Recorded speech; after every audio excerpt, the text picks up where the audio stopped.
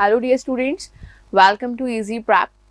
जैसे कि आप सभी लोगों को पता है कि हम लोग हाइड्रोलॉजी को पढ़ रहे हैं, राइट। पहले लेक्चर में अगर हम बात करें तो मैंने आपको इंट्रोडक्शन पार्ट में आप लोगों को बहुत अच्छे से करा चुकी हूँ कि किस तरीके से हम हाइड्रोलॉजी को डिफाइन करते हैं। And then second one, hydrological cycle को हम बहुत अच्छे से पढ़ चुके हैं, जिसमें मैंने आपको बताया कि किस तरीके से हम हाइड्रोलॉजिकल साइकिल का कोई भी स्टार्टिंग पॉइंट नहीं कहते। हम कहते हैं there is no starting point of hydrological cycle, but हम कहते हैं कि जो सी है उसको हम ये एज्यूम करके चलते हैं कि सी क्या है, आपका स्टार्टिंग पॉइंट है हाइड्रोलॉजिकल साइकिल का। ये बात हम लोग कर चुके हैं। मैंने आपको पूरी हाइड्रोलॉजिकल साइकिल मैंने आपको डायग्राम से समझाई है, जिसमें हमने बात करी कि कैसे प्रेसिपिटेशन होता है, कैसे इवेपोरेशन होता है, कैसे इन्फिल्ट्रेशन हमें देखने को मिलता है, इंटरसेप्शन की प्रोसेस, रन ऑफ, इन सबको हम लोग ने डिस्कस कर चुके हैं, राइट। तो हमने ये सारी चीज़ें बात करी है, precipitation, interception, infiltration, run off, इन सबको हम लोगों ने डिस्कस किया है। अब बात यहाँ पर आकर रुकती है कि हमने लास्ट लेक्चर में अगर हम बात करें तो हमने प्रेसिपिटेशन की डेफिनेशन लिख ली थी, राइट। आपने नोटबुक को देखेंगे तो मैंने आपको कौन कौन सी दिखाई है। मैंने आपको प्रेसिपिटेशन की डेफिनेशन लिखा दी थी, राइट, और इवेपोरेशन लिखा दिया था और इंटरसेप्शन लिखा दिया था, राइट। तो प्रेसिपिटेशन में आपको पता है कि वाटर इवेपोरेट हुआ, बादल बने, बादल बनने के बाद आपकी बारिश हो गई, उस बारिश को ही हम क्या कहते हैं कि वो एक प्रेसिपिटेशन की फॉर्म है। ये हमने बात करी थी।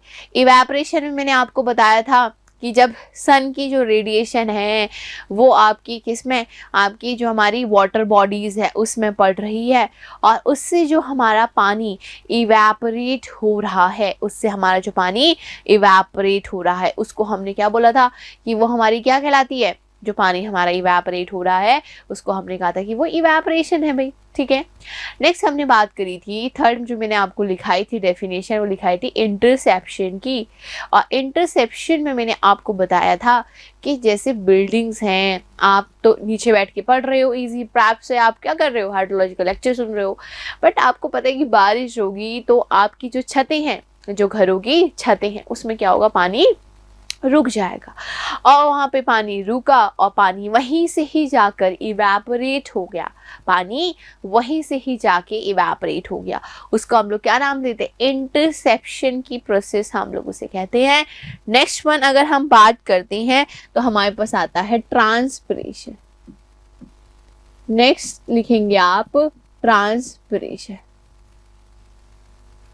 अब देखो, ट्रांसपिरेशन में मैं आपको समझा तो बहुत अच्छे से चुकी हूँ, क्यों, क्योंकि मैंने आपको क्या बोला है कि जैसे वाटर आया प्लांट्स में, आपका गया, प्लांट्स ने क्या करा, उस पानी को कंज्यूम करा अपनी ग्रोथ में, और जब उस पानी को प्लांट्स ने अपनी ग्रोथ में कंज्यूम करा, उसके बाद जितना भी एक्स्ट्रा अमाउंट ऑफ वाटर उनकी पत्तियों में रह गया और वहाँ से जब पानी इवेपोरेट हुआ, उसको आपने नाम दिया ट्रांसपिरेशन। अब इसी को ही मैं क्या कर रही हूँ, डेफिनेशन में लिख रही हूँ, इसी को ही मैं क्या कर रही हूँ, डेफिनेशन में लिख रही हूँ। तो आप मेरे साथ लिखेंगे, लिखें वेजिटेशन, वेजिटेशन लिखेंगे, वेजिटेशन, एक minute just wait,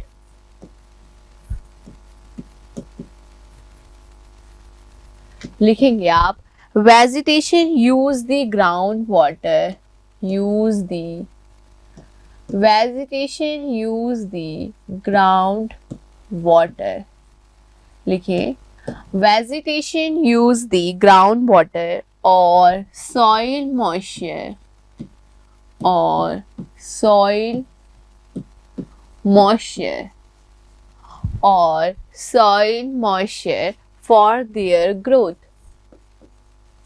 for their growth. तो vegetation use the ground water और soil moisture for their growth. The moisture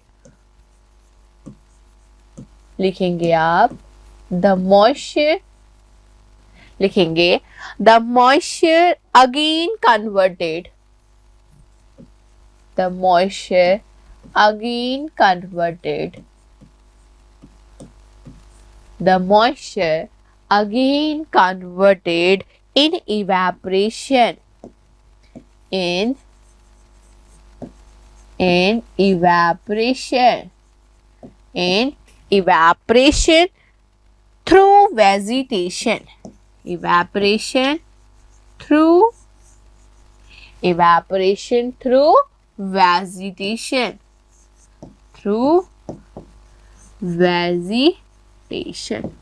through vegetation and this is called transpiration.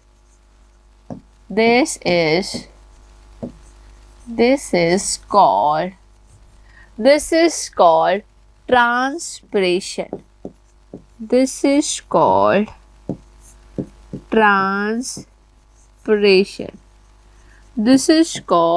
Transpiration. बताइए कोई परेशानी? देखो क्या बोल रहे हैं, क्या कहा गया है?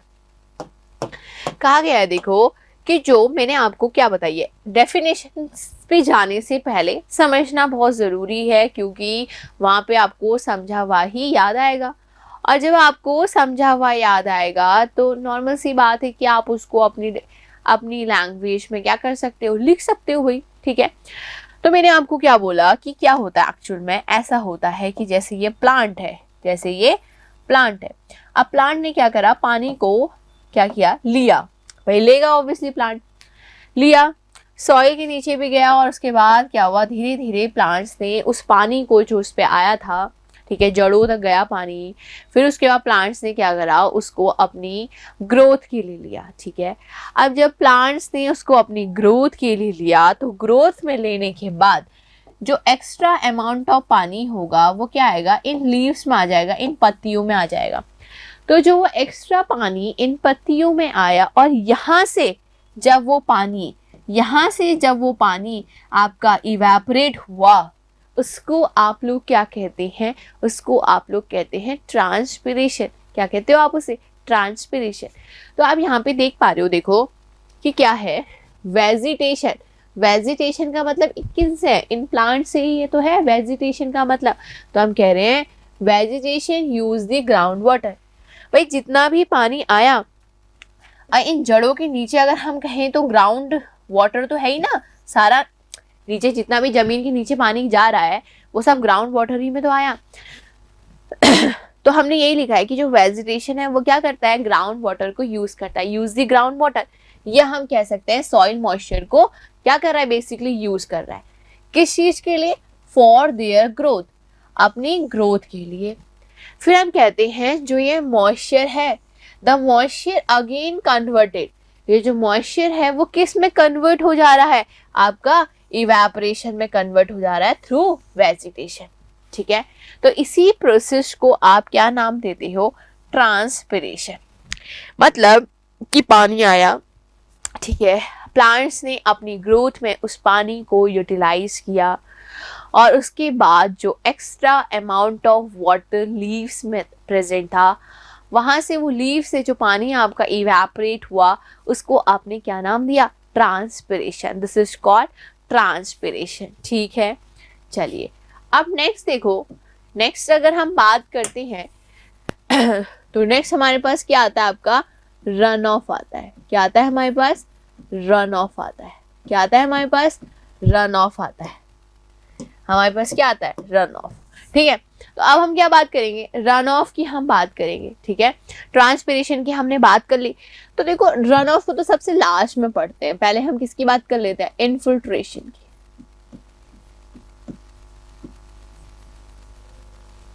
इन्फिल्ट्रेशन की, और मैंने आपको बोला कि इन्फिल्ट्रेशन का मतलब क्या है, जो प्रोसेस हम लोगों को देखने को मिल रही है, जो पानी आपका सॉइल वॉइड से मूव होता हुआ नीचे जाकर वाटर टेबल को ज्वाइन कर जा रहा है, उस प्रोसेस को हम नाम देते हैं इन्फिल्ट्रेशन। अगर मैं आपको और डायग्राम के थ्रू बताऊं तो क्या है, देखो ये लैंड सरफेस है, इसमें बारिश हुई, प्रेसिपिटेशन हमें नजर आया, तो पानी क्या होगा, इस लैंड से, ये जो आपका लैंड सरफेस है, ठीक है, ये जो हमारा लैंड सरफेस है, ठीक है। इस लैंड से मतलब इस जमीन से पानी रिस रिस कर नीचे की ओर को मूव करेगा, भाई रिसेगा तो सही। और जब पानी यहाँ से नीचे को धीरे धीरे कर कर रिसेगा, ठीक है, और रिसने के बाद जब पानी आपका वाटर टेबल नीचे होगी ना कहीं, तो उसको ज्वाइन कर जाएगा।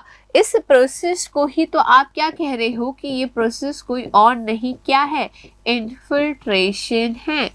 तो हम कहते हैं the process of water from, ये क्या है आपकी ग्राउंड सरफेस मतलब land, ground surface to water table, ठीक है। इस प्रोसेस को हम क्या नाम देते हैं, ठीक है, जो ये मूवमेंट हमें नजर आ रहा है वाटर का, वाटर टेबल की ओर को जो ये मूवमेंट नजर आ रहा है, इस फिनोमिना को, इस प्रोसेस को आप नाम दे रहे हो इन्फिल्ट्रेशन।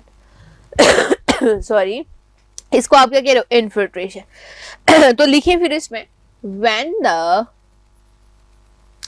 लिखो भाई बढ़िया ढंग से लिखो, when the water comes, when the water comes, when the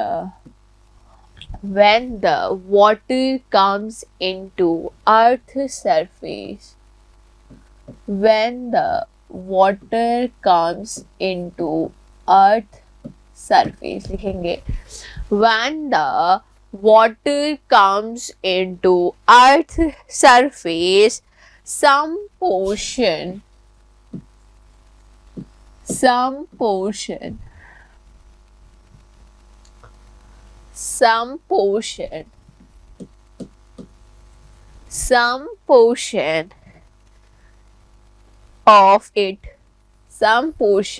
of it penetrate the ground,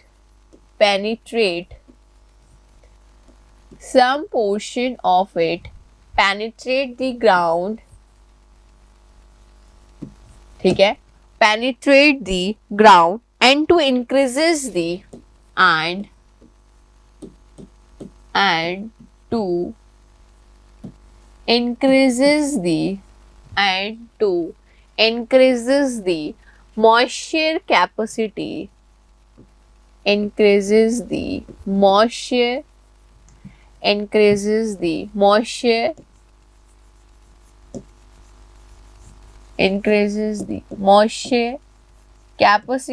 of soil, increases the moisture capacity of soil, and this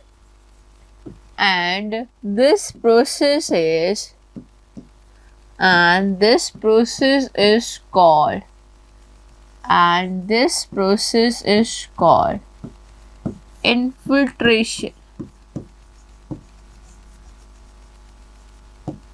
and this process is called infiltration। Clear है यहाँ तक, किसी को कोई परेशानी? तो देखो क्या लिखा है कि जब पानी आपका अर्थ सरफेस में आता है, मतलब ये लैंड सरफेस में आता है, सब portion of it penetrate the ground, कुछ पोर्शन का पानी तो क्या होता है, ये ग्राउंड सरफेस है तो यहाँ पर पेनिट्रेट करेगा। क्यों? क्योंकि पानी आएगा ग्राउंड सरफेस में जाएगा, जितनी उसकी मिट्टी जो आपकी है वहाँ पर, उसकी जितनी कैपेसिटी होगी उतना पानी को वो क्या करेगी, एब्जॉर्ब करेगी।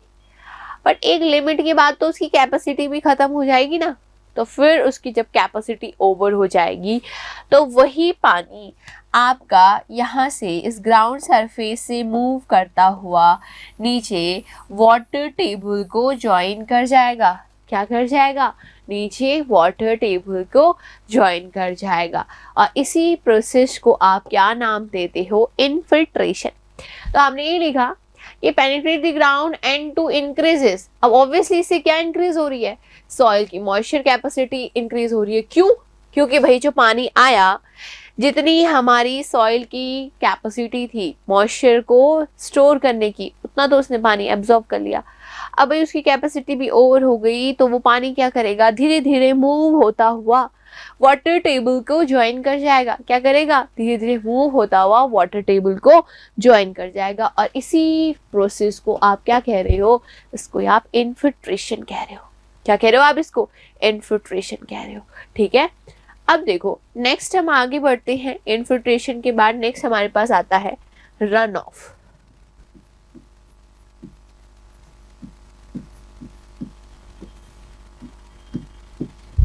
नेक्स्ट हमारे पास आता है रन ऑफ, जो कि मैंने आपको बताया था, ठीक है। जितना पानी है, जितना आपका जा सकता था नीचे चला गया, जितना कहीं भी मूव कर सकता था कर लिया। अब क्या है, अब तो क्या है, जो एक्स्ट्रा बच गया पानी वो मूव होता हुआ वापस से कहाँ चला जाएगा, समुद्रों में चला जाएगा, आपके रिवर्स में चला जाएगा, लेक्स होंगी लेक्स में चला जाएगा, ठीक है, इस तरीके से। तो रन ऑफ में लिखेंगे आप the portion of precipitation, the portion of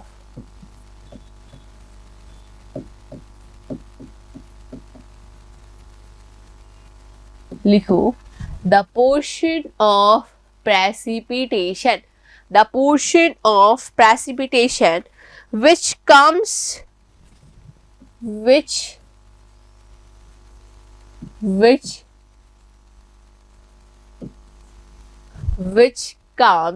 which comes in the surface, which comes in the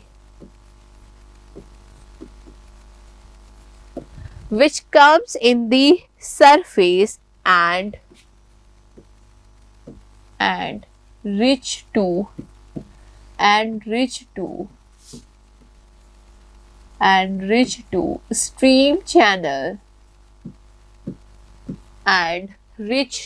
stream channel by above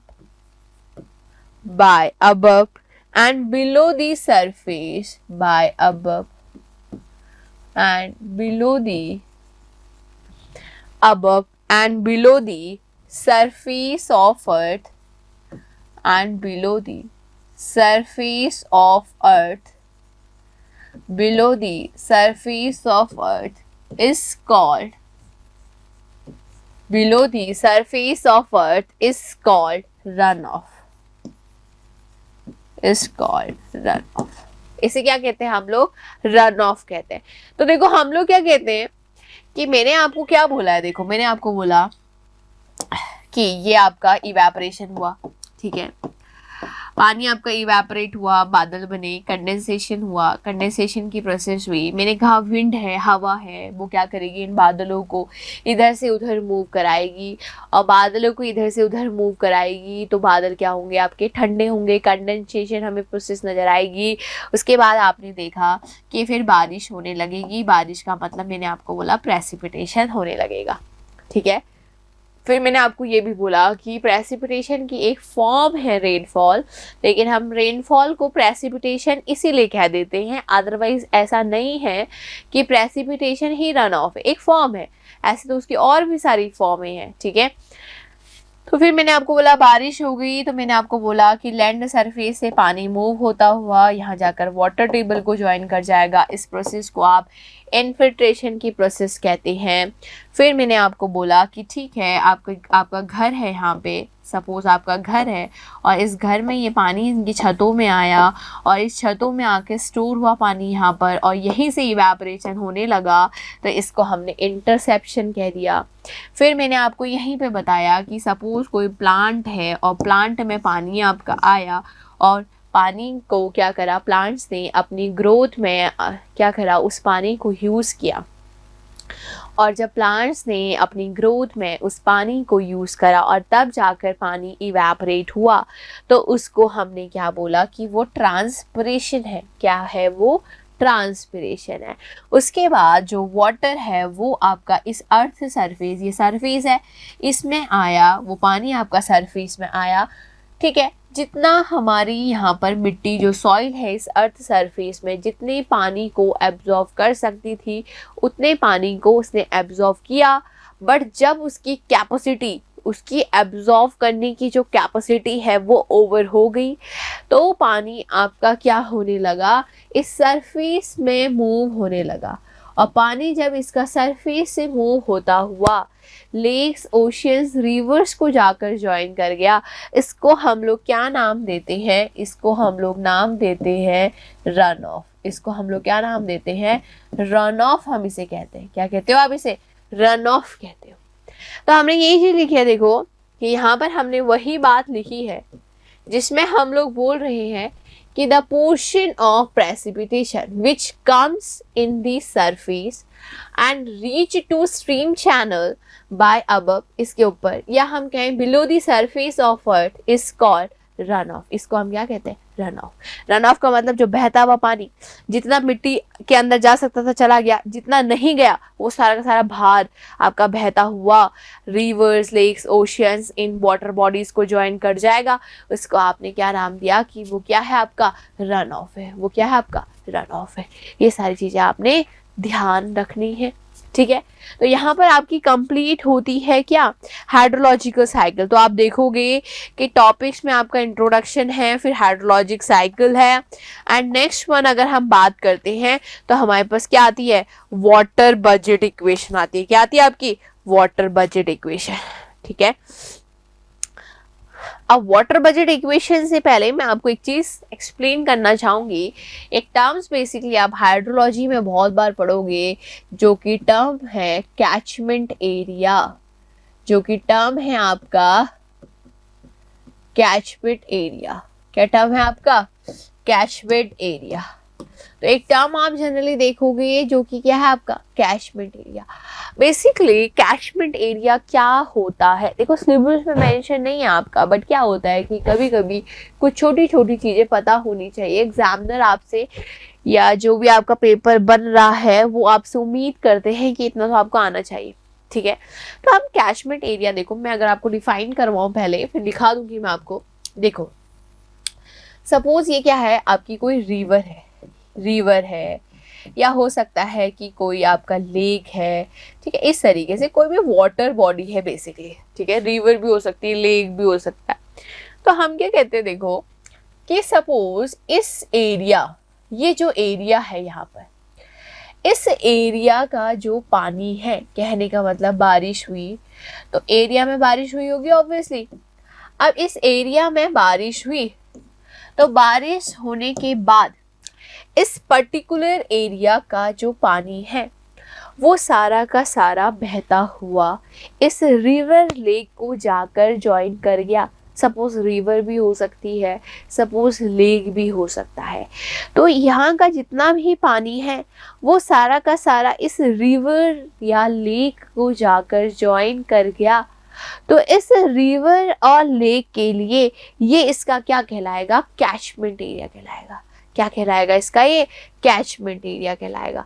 तो समझ में आ गया आपको।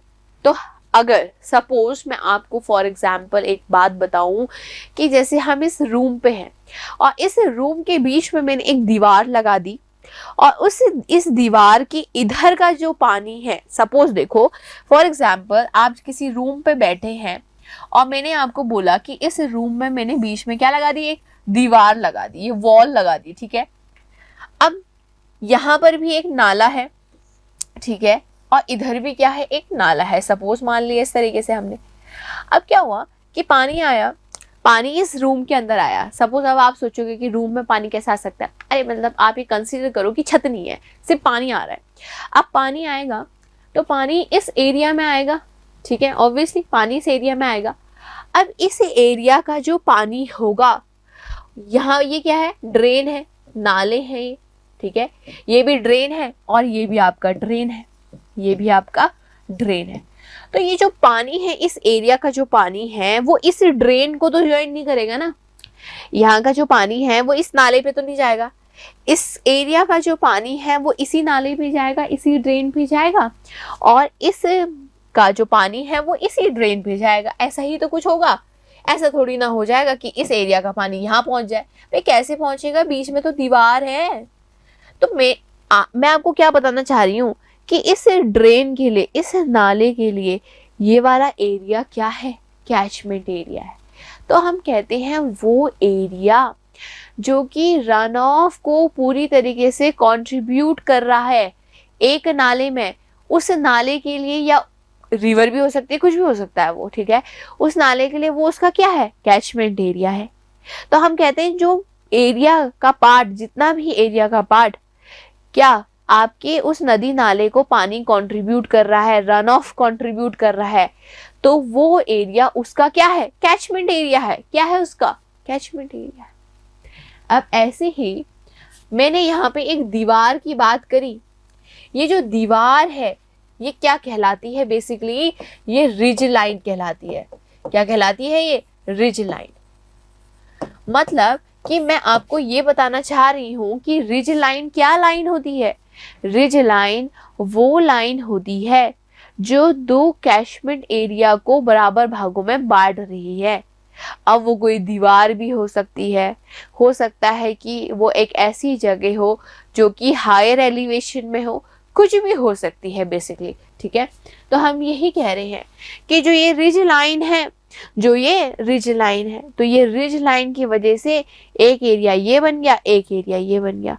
तो ये रिज लाइन जो हमारे दो एरिया को डिवाइड कर रही है वो क्या कहलाती है हमारी, ऑब्वियसली। ठीक है, जो रिज लाइन हमारे दोनों एरिया को डिवाइड कर रही है वो हमारा क्या, वो एरिया हमारा क्या कहलाता है, कैचमेंट एरिया कहलाता है। ठीक है, और कैचमेंट एरिया क्या है ये मैं आपको बता चुकी हूँ। जैसे ये रिवर, लेक, कोई भी वाटर बॉडी है, इसका जितना भी भाई बारिश हुई तो जितना भी पानी इस एरिया में आया और ये जो पानी है ये जाकर रिवर लेक को मिला।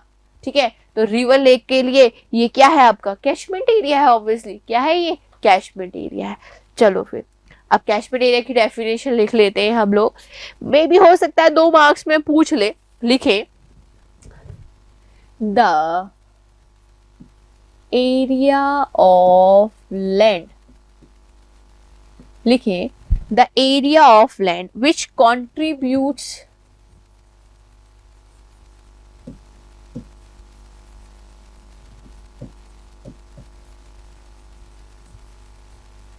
लिखें the area of land which contributes water in a particular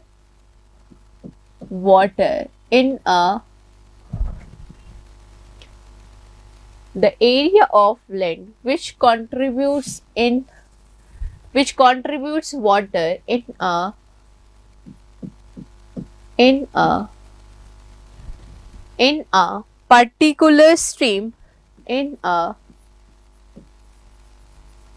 particular stream is known as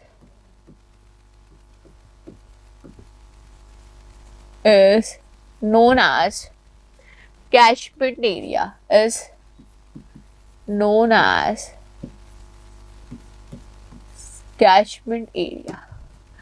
The area of land which contributes water in a particular stream is known as catchment area. इसको आप क्या कहते हो, catchment area कहते हो।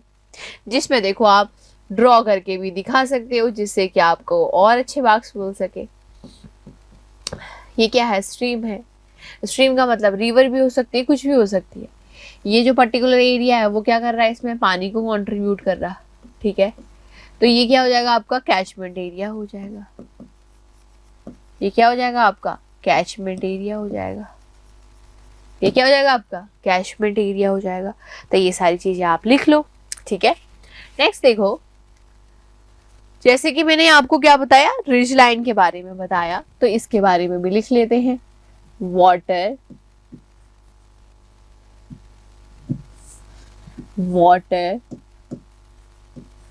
Divide line, इसको हम क्या कहते हैं, देखो वाटर डिवाइड लाइन हम इसे कहते हैं।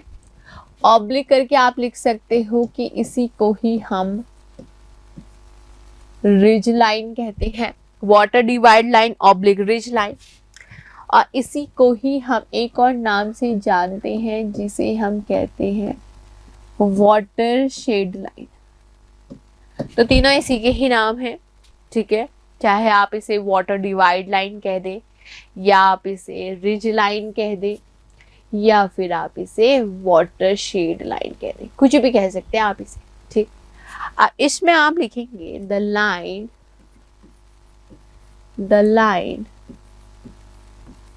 which, लिखो the line which divides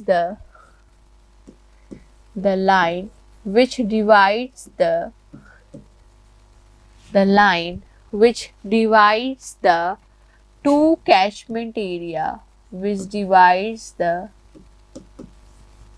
two catchment area. The line which divides the two catchment area of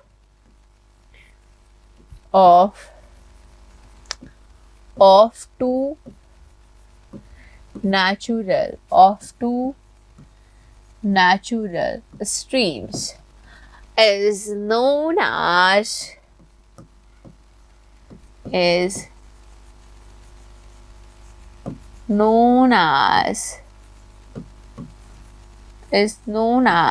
ridge line. क्या कहते हैं इसे आप? रिज लाइन कहते हैं।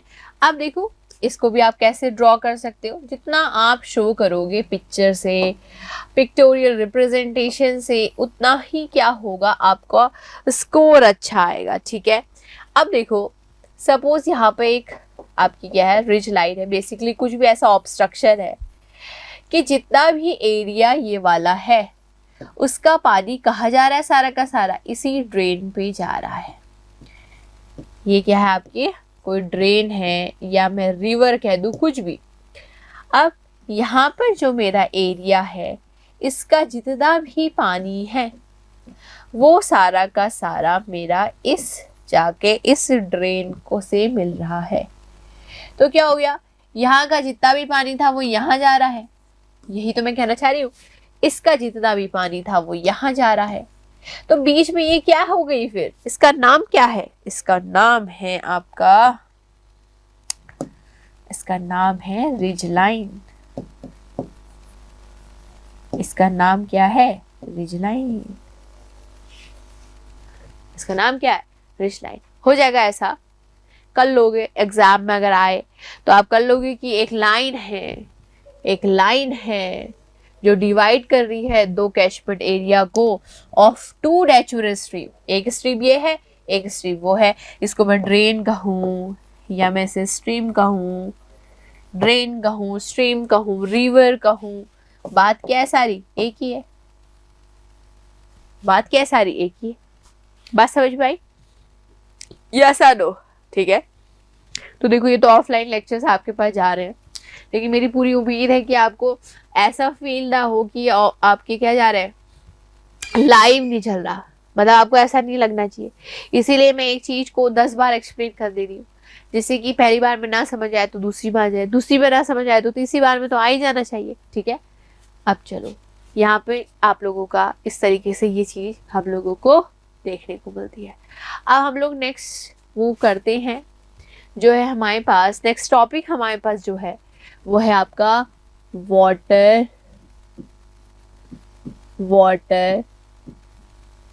Budget equation.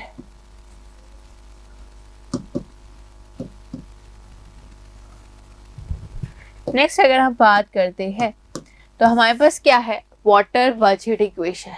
क्या है हमारे पास? Water budget equation. Water budget equation. तो देखो जैसे कि वर्ड आपको सुनाई दे रहा है वो है आपका बजट। अब घर के बजट की अगर हम नॉर्मली बात करें कि घर का बजट, तो आप क्या देखते हो कि सपोज आप कुछ अर्न कर रहे हो, जैसे सपोज आपकी 30,000 रुपए की सैलरी है। फॉर एग्जाम्पल बजट का मतलब मैं आपको बता रही हूँ, सपोज आपकी सैलरी कितनी है, देखो 30 के है आपकी, 30,000 सैलरी है आपकी। ठीक हो गया, ये तो आपका क्या है, मेनली इनफ्लो आपके पास इतना आ रहा है। अगर मैं आपको बोलूं कि आ कितना रहा आपके पास, आप कहोगे मैम आ रहा है हमारे पास 30,000 रुपये। मतलब इनफ्लो अगर मैं बात करूं तो इनफ्लो क्या है आपके पास, 30,000 रुपये। ठीक है भाई, सैलरी तो इतनी ही आती है। अब बात है आउटफ्लो की। अगर मैं इस वर्ड को यूज कर रही हूँ आउटफ्लो, इसका मतलब है भाई कि आपको 30,000 रुपये तो सैलरी मिल रही है, बट फिर क्या है आपके भाई बहुत सारे खर्चे हैं। जैसे कि आपका क्या है, बहुत खर्चे होते हैं भाई, ऑब्वियसली रेंट जा रहा है आपका, इलेक्ट्रिसिटी बिल जा रहा है, पानी का बिल जा रहा है, फिर खुद की भी आप शॉपिंग कर रहे हैं उसमें भी आपके पैसे खर्च हो रहे हैं, तो आउटफ्लो भी जा रहा है। तो सपोज 30,000 रुपये आपकी सैलरी है और आप देख रहे हो कि 20,000 रुपये तो आप ऐसे ही खर्च कर ले रहे हो। भाई खर्च हो रहे हैं, कमा किस ले रहे हो आप? खर्च करने के लिए, ठीक है, रखने के लिए थोड़ी ना कमा रहे हो ना। तो 20,000 रुपये क्या हो गया? आपका खर्चा हो गया। अब ठीक है, 30,000 रुपये की आपकी सैलरी है, 20,000 रुपये आपके खर्च हो गए। अब बचा कितना? अगर मैं आपको बोलूँ स्टोरेज, अगर मैं आपको बोलूँ स्टोरेज की बचा कितना, तो स्टोरेज में हमारे पास क्या हो जाएगा? देखो 30K minus 20K is equals to 10,000 रुपये। कितने हजार रुपये बचे बताओ आपके पास? 10,000 रुपये बचे आपके पास। तो हम क्या कह रहे हैं कि वाटर बजट इक्वेशन कुछ ऐसा ही कहती है। वाटर बजट इक्वेशन कहती है summation of inflow, summation of inflow minus of summation of outflow, summation of inflow minus summation of outflow is equals to storage, या हम इसे कह सकते हैं change in storage, change in storage, change in storage जिसको कि हम कहते हैं डेल्टा एस। तो हम कहते हैं समेशन ऑफ इनफ्लो मतलब समेशन ऑफ वॉल्यूम के टर्म में हम लिखें तो sigma V I minus of summation of V F outflow जो हो रहा है is equals to delta S. अब इसको मैंने ऐसे आपको समझाने के लिए लिखाया, तो क्या आप इसे कभी भूलोगे कि वाटर बजट इक्वेशन का मतलब है बजट से। अब बजट का मतलब है जितना इनफ्लो है, मतलब भाई 30,000 रुपये आ रहे हैं सैलरी, आउटफ्लो में 20 चले जा रहे हैं, तो स्टोरेज चेंज इन स्टोरेज में कितना हो गया? 10,000 हो गया। तो इसी तरीके से हम इसको भी पढ़ेंगे, जहां पर आप देखोगे कि अगर मैं आपसे इनफ्लो की बात करती हूँ, अब यहाँ पे ये पैसा तो आएगा नहीं ना, पैसा तो मैंने एग्जाम्पल दिया था। अब मैं जब इनफ्लो की बात करती हूँ, इसका मतलब क्या है कि बारिश हो रही है, प्रेसिपिटेशन हमारा इनफ्लो में हमें देखने को मिल रहा है। अब जब प्रेसिपिटेशन हम लोगों को इनफ्लो में देखने को मिलेगा और आउटफ्लो में अगर हम लोग कहें, तो आउटफ्लो में हमारा क्या चीज़ होगा? देखो जो लॉसेस है, लॉसेस में हमारे पास आ जाएगा इवेपोरेशन है, हमारे पास इन्फिल्ट्रेशन है, इंटरसेप्शन है, ये सारे के सारे हमारे किस में आ जाएंगे? आउटफ्लो में आ जाएंगे।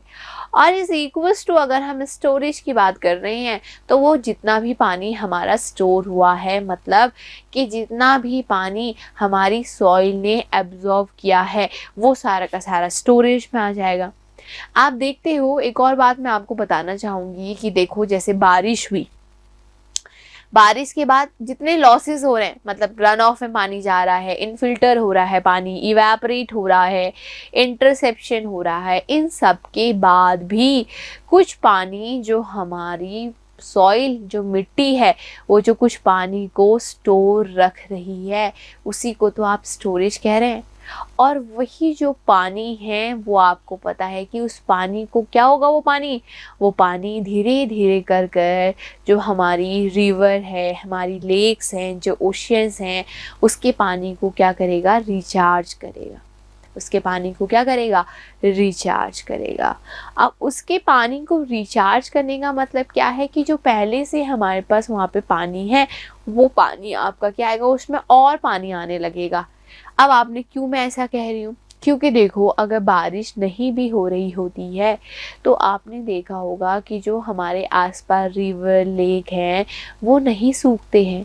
तो वो क्यों नहीं सूखते फिर? कि कभी तो बारिश हुई थी ना, तो उस बारिश को सॉइल ने क्या करा? एब्जॉर्ब करके रखा।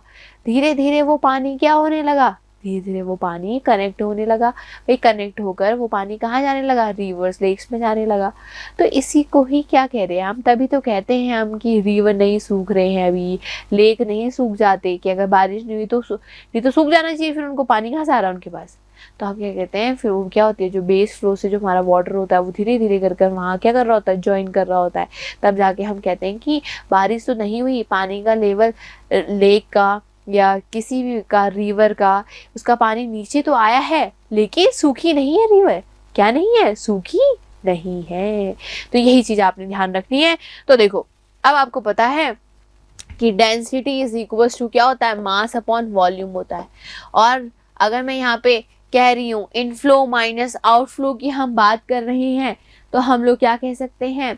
ठीक है, अब देखो ये इनफ्लो की बात हो रही है तो डायरेक्ट मैंने V I minus V F लिख लिया। सपोज हम लोग इसको किस में लेते हैं, मास में लेते हैं। किस में लेते हैं हम इसे, मास में लेते हैं। तो देखो मास इज इक्वल टू क्या हो जाएगा आपका, रो इंटू वी हो जाएगा।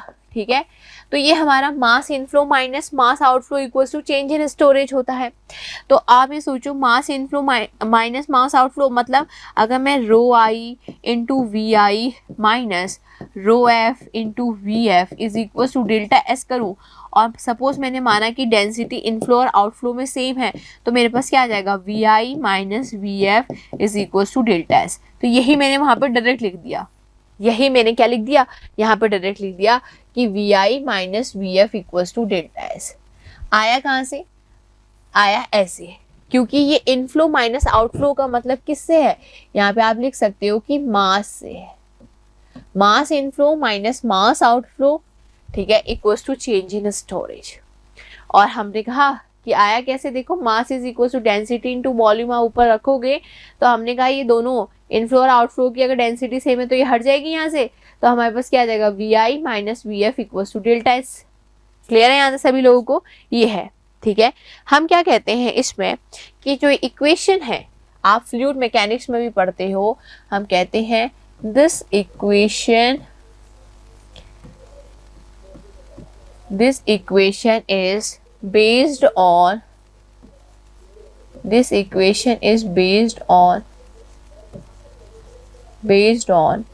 conservation of mass. This equation is based on conservation of mass. ठीक है, तो this equation is based on conservation of mass. Conservation of mass नजर आ रहा है, ठीक है, जैसे हम क्या करते हैं, कंजर्वेशन ऑफ मास में आपने फ्लूइड मैकेनिक्स में पढ़ी होगी, A1V1 इक्वल्स टू A2V2, इस तरीके से करते हैं ना हम, सेम ऐसे ही हम यहाँ पे कहेंगे कि ये जो इक्वेशन है वो हमें कंजर्वेशन ऑफ मास पे पूरी तरीके से बेस्ड है। ठीक है, अब देखो अगर मैं आपको इनफ्लो में कहूँ तो इनफ्लो में मेरे पास क्या आएगा, मैंने आपको पहले भी बताया था कि इनफ्लो का मतलब है प्रेसिपिटेशन से सिर्फ, क्योंकि बारिश ही तो आ रही है प्रेसिपिटेशन में। माइनस अगर मैं आउटफ्लो की बात करती हूँ तो आउटफ्लो में इवेपोरेशन आ जाएगा, ट्रांसपिरेशन आ जाएगा, इन्फिल्ट्रेशन आ जाएगा, इंटरसेप्शन आ जाएगा, रन ऑफ आ जाएगा, सारे के सारे आ जाएंगे। ठीक है, तो हम लिखते हैं देखो P minus E minus T, ठीक है, P minus E minus T minus I minus R is equals to, अगर मैं कहूँ तो क्या आ जाएगा, डेल्टा एस। क्योंकि मैं देख रही हूँ कि P मतलब प्रेसिपिटेशन ही आपका इनफ्लो में है, बाकी E T I ये सारे के सारे आपके किस में है, ये सारे के सारे आपके किस में, ये सारे के सारे आपके किस में, आपके लॉसेस में शामिल है। क्या है, लॉसेस में शामिल है। तो देखो लॉसेस में अगर हम कहें तो एक और भी आपका होता है आई, उसको भी आप आई ही कहते हैं। जैसे कि देखो P क्या है आपका, प्रेसिपिटेशन है, P आपका क्या है, प्रेसिपिटेशन है, और P ही आपका किस में आया, इनफ्लो में आया। बाकी ये जितने भी हमारे पास हैं, ये सारे के सारे किस में हैं, आपके लॉसेस में ही तो हैं, ये सारे के सारे, ये क्या है, लॉसेस में ही तो है। ठीक है, तो इसी में ही हम लोग क्या कहेंगे, ये क्या है आपका, इवेपोरेशन।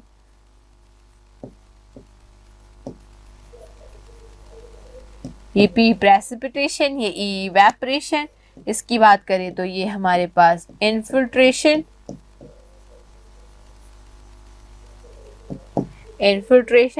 ये है हमारा ट्रांसपिरेशन,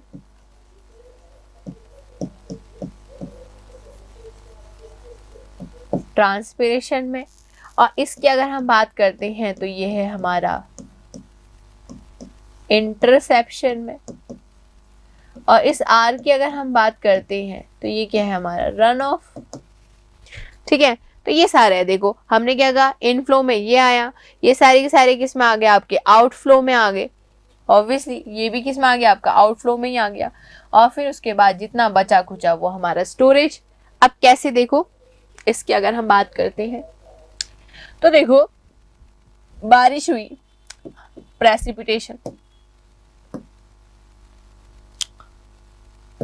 ठीक है, बारिश हुई, प्रेसिपिटेशन को हमने क्या कहा कि ये इनफ्लो है। जितने भी लॉसेस हैं वो सारे के सारे किस में आ गए, आपके आउटफ्लो में आ गए। बचा खुचा किस में आया आपका, delta S, change in storage.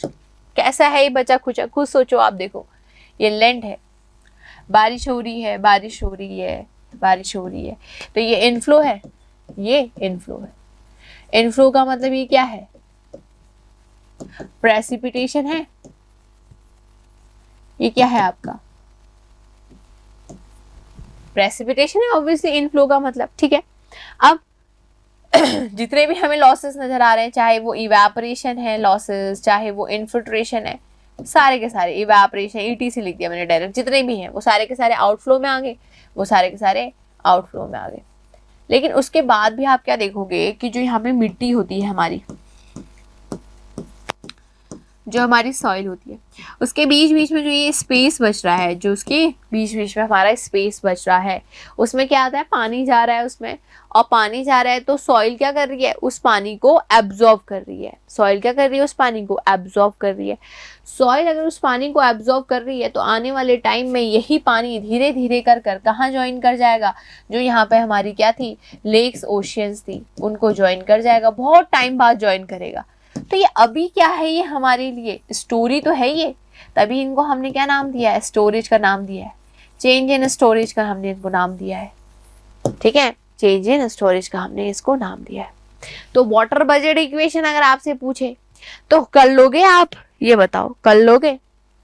तो हम क्या कह सकते हैं इसको, और हम क्या लिख सकते हैं, हम ऐसे लिख सकते हैं, देखो P माइनस लॉसेस, यही तो है, P क्या है, प्रेसिपिटेशन, लॉसेस में बाकी सारे शामिल हो गए, is equals to delta S, change in storage.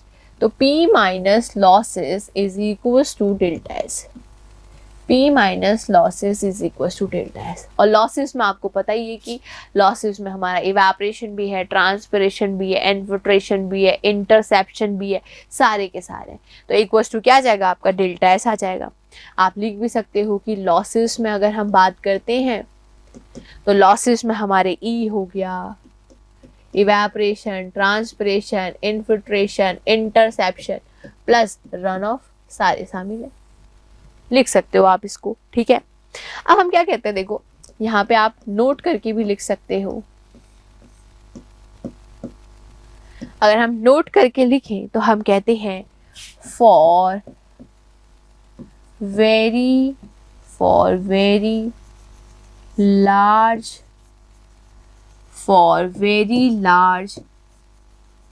time duration, for very large time duration, delta S जो चेंज इन स्टोरेज है वो क्या हो जाएगा आपका, 0 हो जाएगा।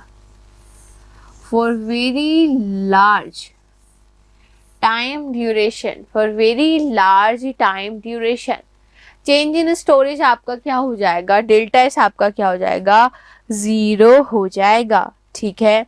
फिर हम कहते हैं कि अगर हम रिवर के केस में देखें, इन केस ऑफ रिवर,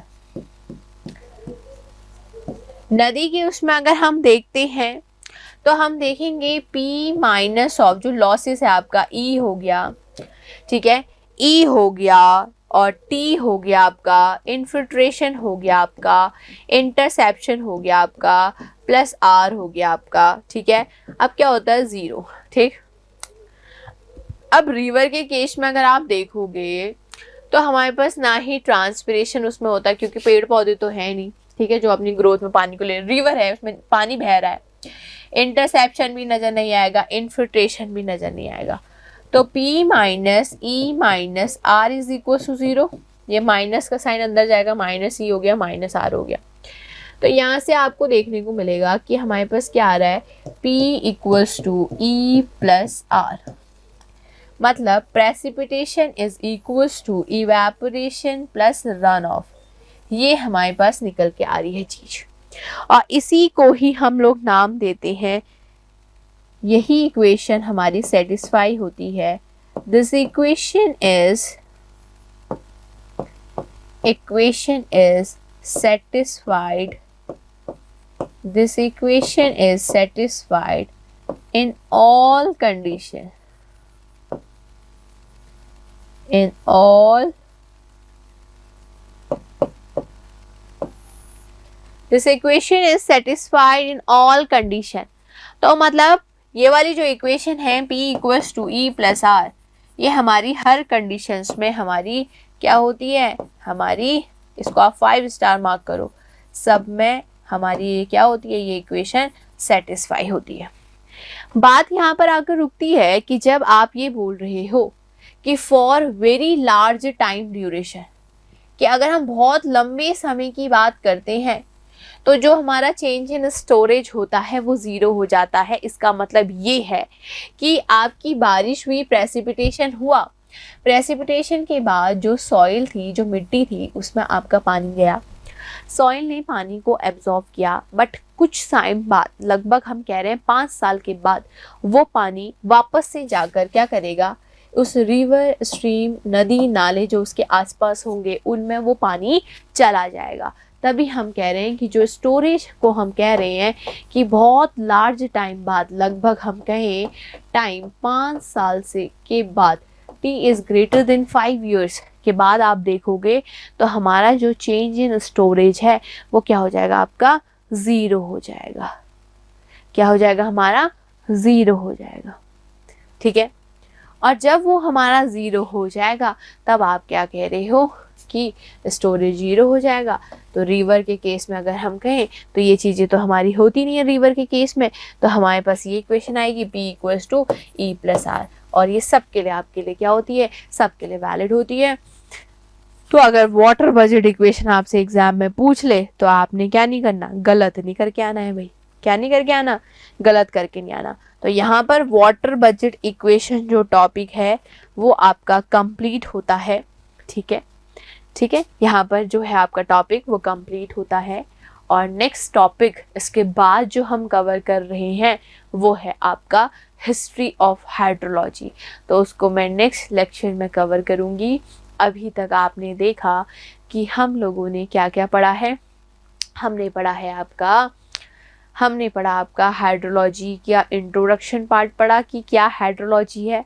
वहाँ से हमने जाना कि हाइड्रोलॉजी हाइड्रो प्लस लोगस है। स्टडी हम कर रहे हैं वाटर की, जिसमें हम अकरेंस, सर्कुलेशन, डिस्ट्रीब्यूशन को हमने पढ़ा। हमने ये देखा कि अगर हम हाइड्रोलॉजिकल साइकिल की बात करते हैं तो उसका कोई भी स्टार्टिंग पॉइंट नहीं है। Practically there is no starting point of hydrological cycle, but हम एज्यूम करके चलते हैं कि सी ही स्टार्टिंग पॉइंट है हाइड्रोलॉजिकल साइकिल का। उसके बाद हमने देखा कि हाइड्रोलॉजिकल साइकिल कुछ और नहीं, एक सन ड्रिवन प्रोसेस है जिसमें कि लिक्विड आपका गैसियस स्टेट में चेंज हो रहा है, वेपर्स बन रहे हैं, एंड देन उसके बाद दोबारा से आपकी बारिश हो रही है।